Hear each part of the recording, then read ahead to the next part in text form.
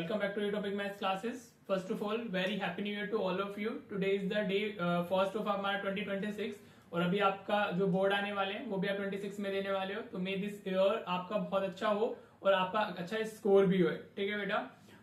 Today is the day 23rd of our 70 important question series. Year तब अच्छा होगा, score तब अच्छा होगा जब आप हार्डवर्क करोगे, आप थोड़ी मेहनत करोगे, राइट. तो ऐसे सिर्फ विश करने से ईयर अच्छा नहीं हो जाता है. So you have to be practical enough और आपको प्रिपरेशन भी करनी होगी, ठीक है बेटा. होप आपने लास्ट वीडियोस देख ली होंगी. Today is the day 23rd of our 70 important question series, जिसमें हम 23rd क्वेश्चन डिस्कस करने वाले हैं, विच इज फ्रॉम एपी.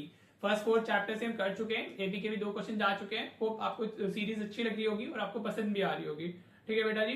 तो अगर आप चैनल पे नए हैं तो इसको आप सब्सक्राइब कर लेना, उसको अपने फ्रेंड्स के साथ में शेयर भी कर दीजिएगा, ठीक है बेटा. तो चलिए without wasting any further time आप अपनी वीडियो क्वालिटी को 720 पिक्सल पे सेट कर लीजिए और हम स्टार्ट करते हैं आज की वीडियो, ठीक है बेटा. देखो मैंने क्वेश्चन लिया है हमारा, एंड ये सीबीएसई 25 में स्टैंडर्ड के पेपर में 5 मार्क्स के लिए आया हुआ था, राइट. तो यू कैन सी कि कितना इंपॉर्टेंट क्वेश्चन है और ऐसा सीबीएसई पूछता भी है. ये इयर्स बैक पहले भी आता था 2014 2015 तब भी इस टाइप के क्वेश्चन पूछे जाते थे और सीबीएसई वैसे क्वेश्चन ही उठा रहा है जो हम बेसिकली ट्राई नहीं करते हैं. हम छोड़ देते हैं कि हम सिर्फ लास्ट 10 ईयर्स कर लेते हैं, 5 ईयर्स के पेपर्स करते हैं. तो ऐसे वो नहीं करने चाहिए, पुराना भी रिपीट करते हैं सीबीएसई, ठीक है. तो चलिए देखते हैं क्वेश्चन क्या है हमारा. अगेन जैसे मैंने आपको लास्ट वीडियोस में बताया है कि अगर आप एपी के क्वेश्चन को सिंबल्स की फॉर्म में लिख लेते हो तो आपके लिए क्वेश्चन को सॉल्व करना फिर इजी हो जाता है, ठीक है. अब आपको क्या दिया हुआ है, the sum of first 6 terms of an AP is 42. Sum of first 6 terms, ठीक है. तो हमें क्या दिया हुआ है, S6 दिया हुआ है बेटा, विच इज व्हाट 42, ठीक है. What is this, sum of first 6 terms, ठीक है जी. नाउ आगे में क्या दिया हुआ है, the ratio of the 10th term to 30th term. Ratio दिया हुआ है 10th टर्म का किसके साथ में, 30th टर्म के. वो कितना है हमारा 1:3 है, ठीक है बेटा. ये हमें स्टेटमेंट से हमने इसको सिंबल की फॉर्म में लिख लिया है. अब इसको करना बहुत इजी हो जाएगा, right. Now what you need to find, calculate the first term and the 13th term of this AP. देखो कितना इजी क्वेश्चन है. आपको फर्स्ट टर्म बतानी है और 13th टर्म बतानी है, राइट. तो ये बेसिकली कॉम्बिनेशन है हमारा दोनों फॉर्मूलाज का. nth टर्म भी यूज होगी इसमें और सम तो ऑफकोर्स दिया हुआ तो वो तो यूज हो गई होगा, ठीक है बेटा जी. तो चलिए करते हैं. देखो कितना इजी क्वेश्चन है 5 मार्क के लिए. अब आप देखो कैसे करने वाले हो. S6 आपको पता है और ये रेशियो पता है. जो रेशियो को अगर मैं इसको उसमें लिखता हूँ अपना फ्रैक्शन की फॉर्म में, तो I can write it A10 by A30 equals to 1/3 हो जाएगा. रेशियो को हमने फ्रैक्शन की फॉर्म में लिख लिया है, राइट बेटा जी. अब A10 क्या होता है हमारा, A+90 होता है. कहां से आ रहा है ये A+90, from the nth term of AP. nth term of AP क्या होती है, आप साइड में लिख भी सकते हो, because an is equal to a plus n minus 1 into d. यहां से मैंने लिखा है जो nth टर्म होती है उसका -1 इधर आ जाता है डी के साथ में, राइट. डिवाइडेड बाय A30 को हम क्या लिख लेंगे, a+29 डी लिख लेंगे. इक्वल्स में कितना आ गया मेरा 1/3 आ गया, ठीक है बेटा जी, राइट. होप आपको अभी तक क्लियर हो रहा होगा. अब आप क्या करो, क्रॉस मल्टीप्लीकेशन कर लीजिए. हाँ जी, तो 3 इसके साथ में आ जाएगा, तो ये 3a+9d हो जाएगा. इक्वल्स में 1 इंटू a+29d जाएगा, राइट. यहां से ना आपको ए और डी में एक रिलेशन मिलेगा, ठीक है बेटा. अब आप इसको अगर अंदर मल्टीप्लाई करते हैं तो आपको कितना मिलेगा, this will be 3a+27d, right बेटा जी. इक्वल्स में a+29d हो गया हमारा, राइट. अब a को इधर शिफ्ट कर लो, d को इधर शिफ्ट कर लो. आप कैसे भी कर सकते हो, 3a इस तरफ आएगा तो -a हो जाएगा. ये हमारा क्या है 29d है, 27d इस तरफ जाएगा तो -27d हो जाएगा, ठीक है बेटा जी. तो ये 3a माइनस a 2a हो गया और 29 माइनस 27 वो 2d हो जाएगा, ठीक है बेटा. अब 2 से 2 कैंसिल तो you can say value of a is equals to d होगी, राइट बेटा जी. हमारे इस एपी का फर्स्ट टर्म और कॉमन डिफरेंस सेम है, राइट. अभी हमें देखो ये तो रिलेशन मिला है ना, वैल्यू तो मिली नहीं है और जो हमें फाइंड करना है उसके लिए हमें वैल्यूज तो चाहिए ही होंगी, ठीक है. अब वैल्यूज कहां से आएंगी, यहां से आएंगी जो आपको S6 इक्वल्स टू 42 गिवन है, ठीक है बेटा, राइट. अब जो हमारा Sn का फॉर्मूला होता है, Sn का formula is n/2 in bracket 2a plus n minus 1 into D. This is the formula for Sn. इसको आप अपना लर्न कर लेना अच्छे से, राइट. अगर आपको लर्न नहीं है, वैसे तो होना चाहिए, इन केस नहीं है तो आप देख लेना, ठीक है जी. अब हमें क्या दिया हुआ है, S6 दिया हुआ है. व्हाट दिस मींस, S6 का मतलब क्या है, n की वैल्यू हमारी कितनी हो गई, 6 हो गई, ठीक है बेटा.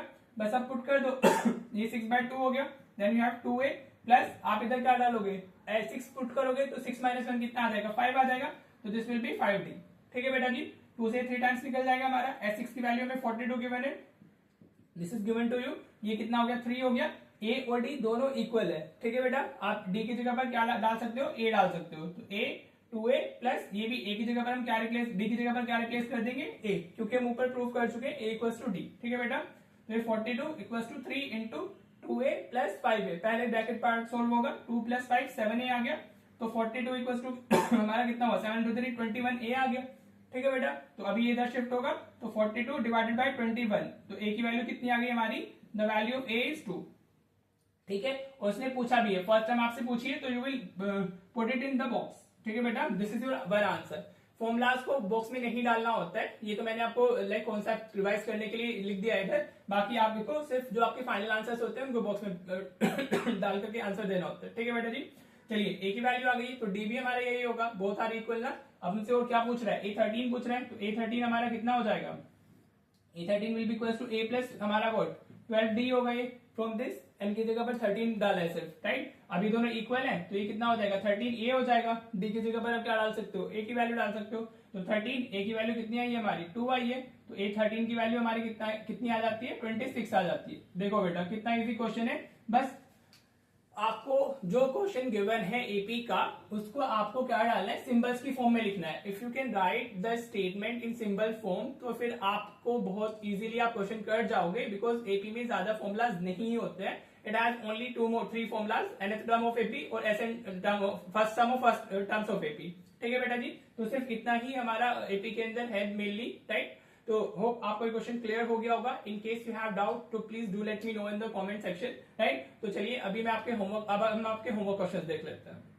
देखो बेटा ये दोनों आपके होमवर्क क्वेश्चन है, दोनों ही काफी इंपॉर्टेंट क्वेश्चन है। फर्स्ट वाला एक्जैक्टली सेम है, सेकंड वाले में आपको सम ऑफ 7 टर्म्स दिया हुआ है, सम ऑफ 17 टर्म्स दिया हुआ है। ठीक है, सो यू कैन सी जो सम उनका स्क्वायर है, राइट। तो आपको सिर्फ एसएम का फॉर्मुला यूज करना है, वहां से आपको एओडी में 2 इक्वेशंस मिलेंगी, वहां से आप एओडी फाइंड कर लोगे और फिर आप सम ऑफ फर्स्ट 10 टर्म्स बताओगे। ठीक है बेटा जी, आंसर आपका इसका 100 होगा। You can see first 7 terms का 49, 17 का 289 है तो वो उसका स्क्वायर है, तो 10 टर्म्स का कितना आना चाहिए 100 आना चाहिए। अगर आपको वो आ रहा है तो आपका आंसर करेक्ट है, अदरवाइज आपने कोई मिस्टेक कर दी है। आपको 2 बार एसएन वाला फॉर्मुला यूज करना है। ठीक है, S7 और S17 गिवन है ना आपको, वहां से आपको एओडी की 2 इक्वेशंस मिलेंगी, आप वैल्यू फाइंड कर लोगे और आपको एओडी की वैल्यू मिल जाएंगी, तो फिर आपका S10 भी आ जाएगा। ठीक है बेटा, होप आपको आज की क्लास अच्छी लगी होगी। Again a very happy new year to all of you. आप बस सिर्फ मेहनत करो और आपका ईयर ऑटोमेटिकली अच्छा हो जाएगा। ठीक है बेटा जी, तो चलिए मिलते हैं फिर कल नेक्स्ट वीडियो में। Thank you so much for watching the video.